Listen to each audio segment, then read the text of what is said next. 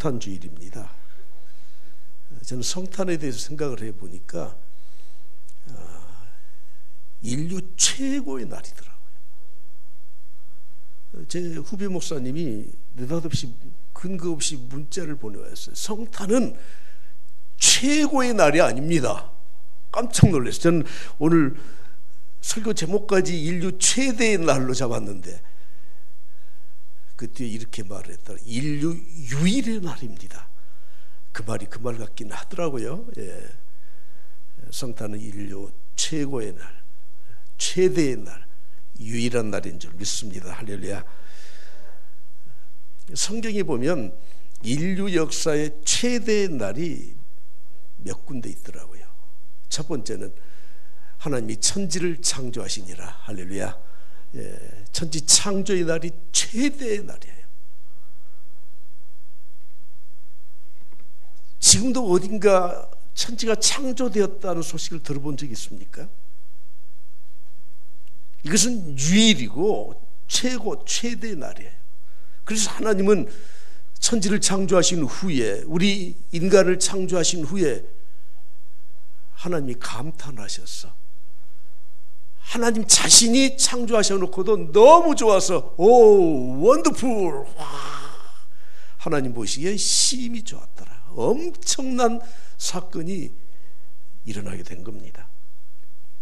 두 번째는 하나님이신 그분이 인간의 육체를 입고 이 땅에 오신 날이 인류 최대의 날이에요.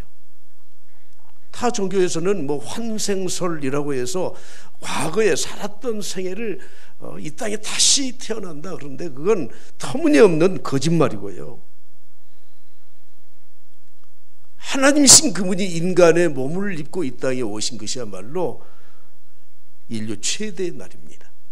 그래서 오늘 우리는 크리스마스, 크라이스트, 마스는 예배한다, 경배한다는 말이에요. 아직도 캐톨릭에서는 그냥 미사라고 쓰는데 그건 예배라는 말이에요. 경배. 크라이스트, 우리 크리스마스, 주님께 경배하는 날로 우리가 지키고 있습니다. 요한복음 1장 14절에 말씀합니다. 말씀이 육신이 되어 우리 가운데 거하시며 우리가 그의 영광을 보니 인간이 가질 수 없는 영광이 바로 그 예수 그리스도에게 있었던 겁니다. 세 번째는 인류를 구원하시기 위해서 십자가에서 죽으시고 3일 만에 살아나신 부활의 날이 인류 최대 날인 줄 믿습니다. 여러분 아직도 그걸 믿느냐고 질문하는 사람이 있는데 그걸 아직도 안 믿는 사람들이 있습니까? 이상하잖아요. 그건 역사적인 사건이고 인간의 이성으로서는 도저히 믿어지지 않기 때문에 그걸 아직도 믿느냐고 질문하는 것이 이해는 되지만 안 믿는 것이 이상한 겁니다. 이미 지난 역사 가운데 인류 최대의 날로 손꼽히는 천지 창조, 그리고 성탄절, 그리고 부활하신 부활절에 세 번의 사건이 있었고 마지막 딱 한 번 남아있는 사건이 있어요. 기다려지죠. 그날이 예수 그리스도가 이 땅에 다시 오시는 재림의 날이에요. 그때는 심판의 날일 것입니다. 인류의 종말이 오게 될 것입니다. 신구약에 직접적으로 언약이라고 쓰여진 곳이 289회가 번역이 되어 나왔습니다. 성경은 언약의 말씀이에요. 약속의 말씀이에요. 옛날의 약속, 새로운 약속, 그래서 구약, 신약 이렇게 말하지 않습니까? 성경은 약속을 굉장히 중요하게 생각합니다. 그래서 하나님을 신실하신 하나님이라고 부릅니다. 절대 변치 않으시는 하나님이라고 성경은 말씀하고 있습니다. 그래서 함부로 맹세하지 말라는 거예요. 맹세했으면 지키라는 거예요. 하나님이 우리에게 약속하신 날, 재림의 날이에요. 주님이 이 땅에 다시 오실 날이에요. 세상을 심판하실 것입니다. 주님이 오시기 전에 세상을 떠난 사람들은 하나님의 심판대 앞에 서서 우리는 다시 심판을 받게 될 것입니다.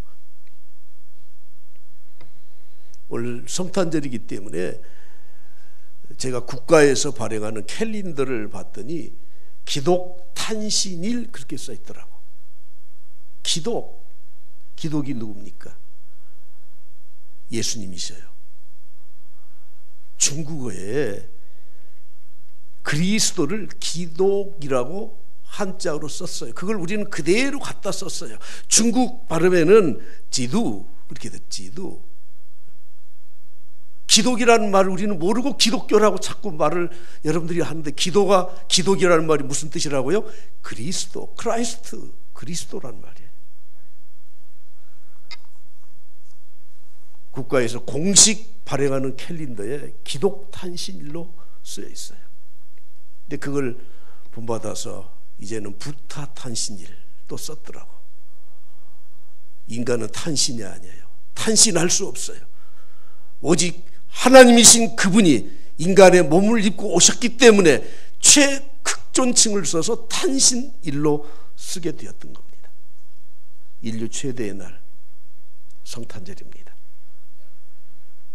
주님은 왜 이 땅에 오셨을까요?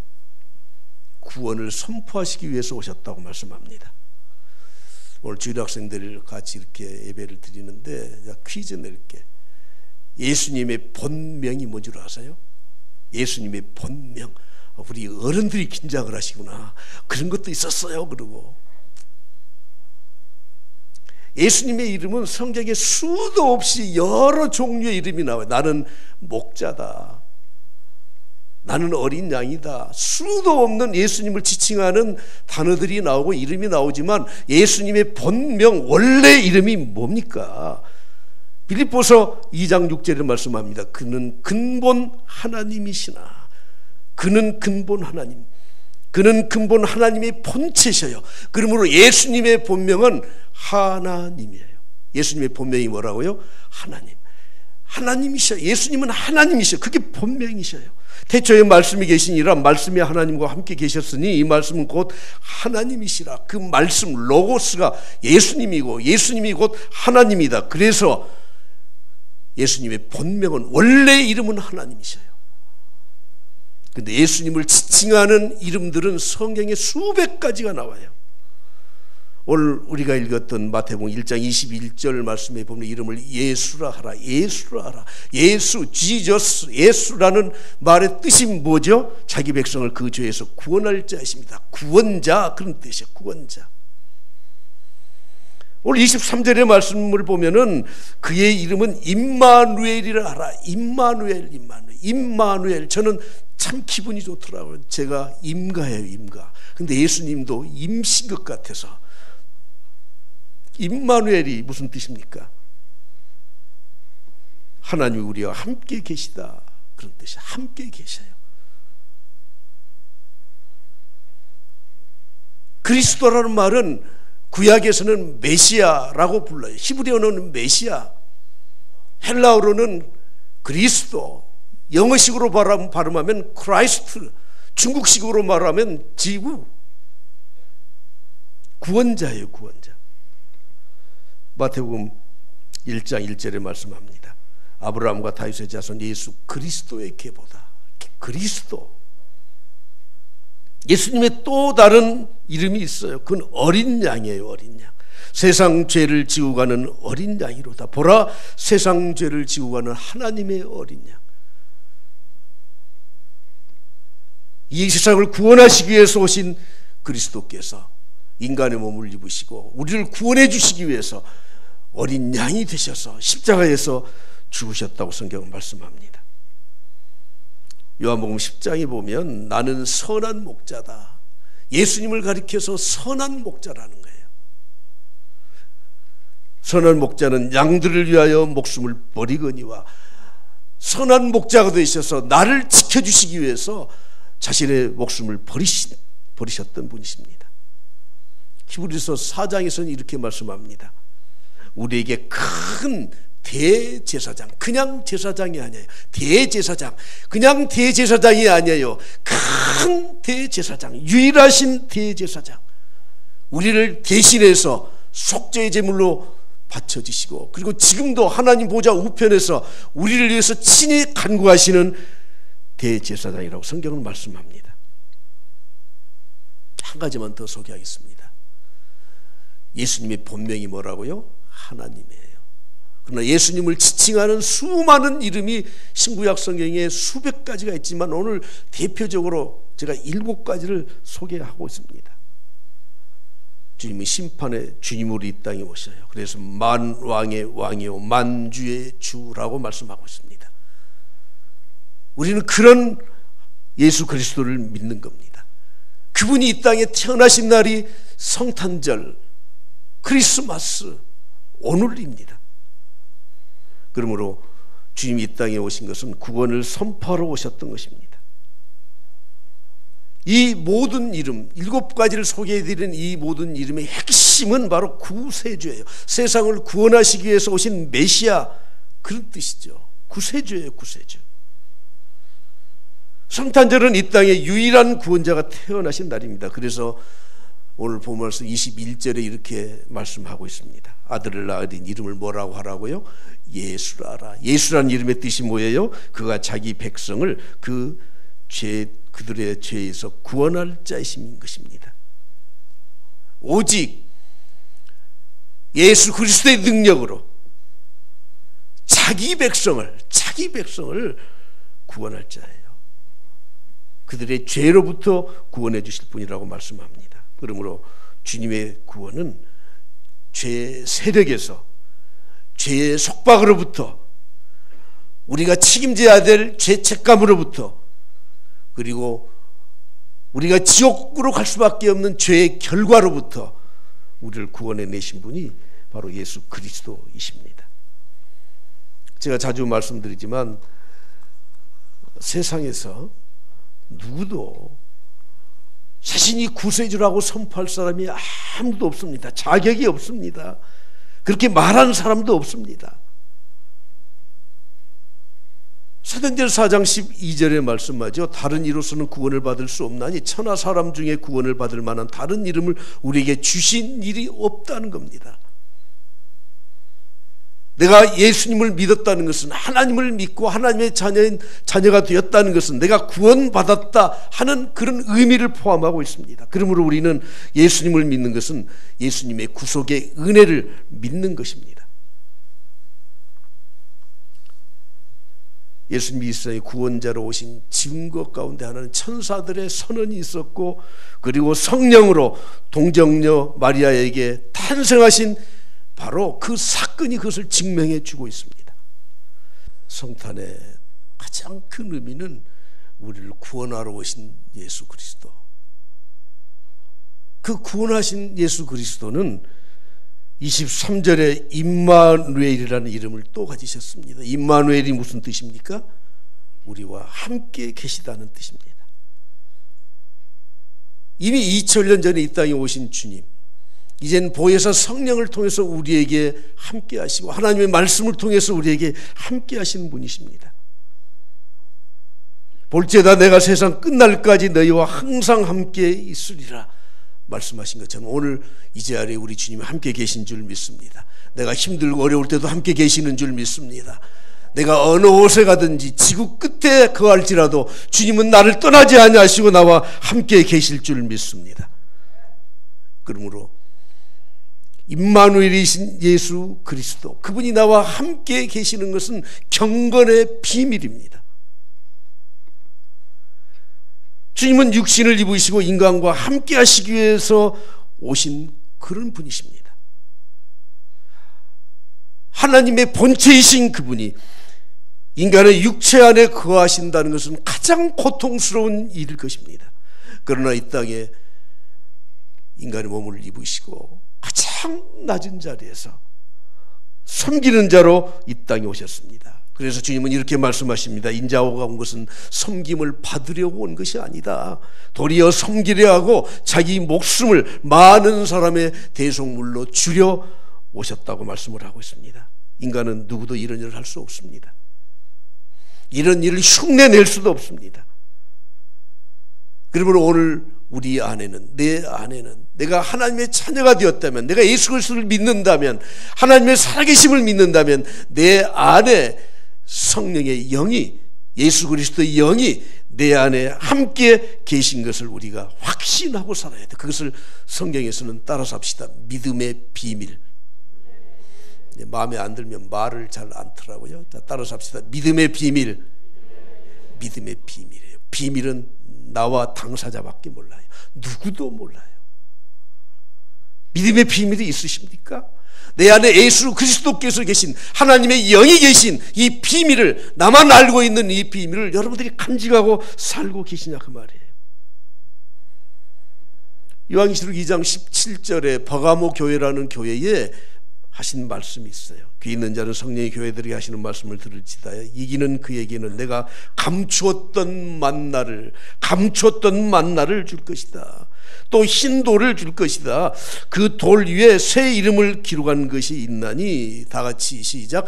받는 자 밖에는 그 이름을 알 사람이 없느니라. 받는 자 밖에는 그 이름을 알 사람이 없어요. 비밀이에요. 믿음은 비밀이에요. 그래서 우리가 그 사람 안에 예수 그리스도가 있는지, 정말 믿음을 가지고 있는지 누구도 알 수가 없어. 그 사람만 알 수가 있는 거예요. 믿는 척 하는 거 우리는 속아 넘어갈 수 있습니다. 그 예수 그리스도를 간직하고 살면서도 그걸 깨닫지 못하면 자기도 속고 있는 거예요. 임마누엘, 단순히 하나님 우리와 함께 계시다는 게 아니에요. 비밀이에요. 자, 여러분 스스로에게 질문하셔야 돼요. 자문자답하셔야 돼요. 내 안에 예수가 계신가? 하나님의 영이 계신가? 성령께서 내 마음에 항상 내 마음을 두드리고 계신가? 그래서 예수 그리스도의 마음을 가지고 살아가고 있는가?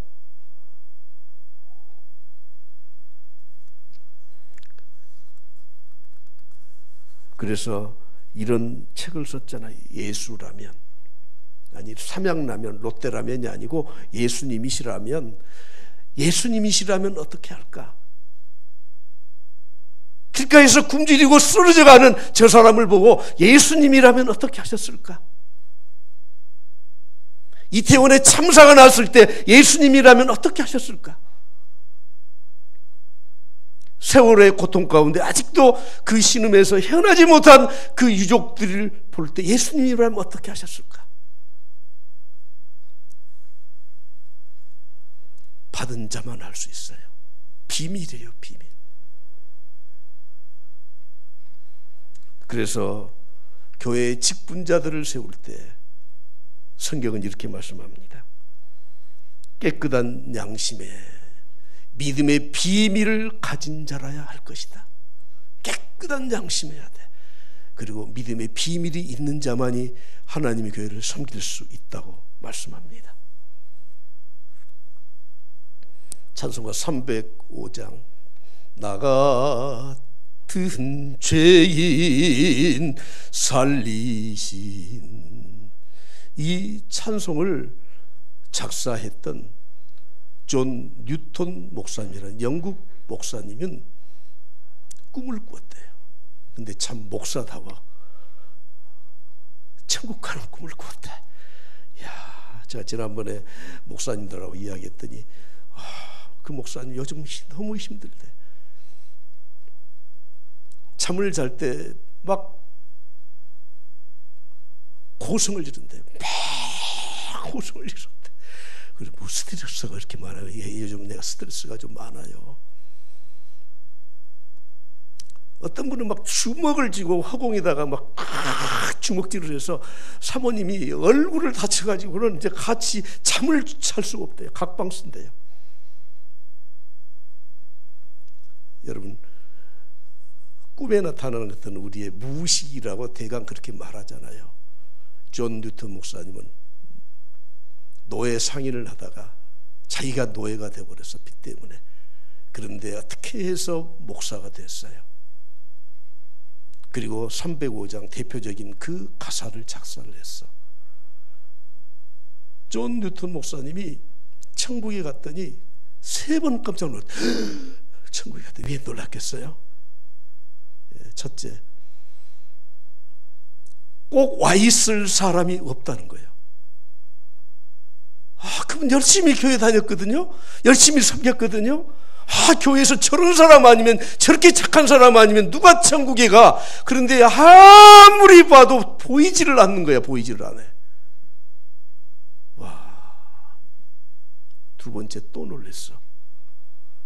저런 사람이 어떻게 천국에 와? 하는 사람이 와 있는 거야. 세 번째 또 놀랬어요. 자기가 천국에 와 있는 게 그렇게 놀랍더래요. 믿음은 비밀이에요.